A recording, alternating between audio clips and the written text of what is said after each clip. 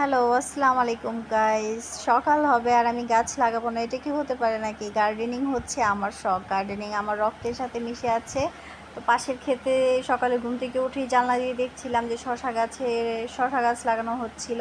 তো দৌড় দিয়ে চলে গেলাম খেতে গিয়ে আমি কিছু শশা গাছের চারা নিয়ে আসলাম। আমি ১-২টা চারা চাইছি আর আমাকে এক বল ভর্তি করে চারা দিয়ে দিছে এবং আঙ্কেল নিজে আসছে চারা গাছগুলো যেন সুন্দর করে লাগাতে পারি। কারণ শশা চারা গাছ একটু যত্ন করে লাগাতে হয়, চারা গাছগুলো যেন না নষ্ট হয়। আমি আসলে ১-২টা চারাই লাগাইছি, আঙ্কেলই চারাগুলো লাগিয়ে দিচ্ছিল।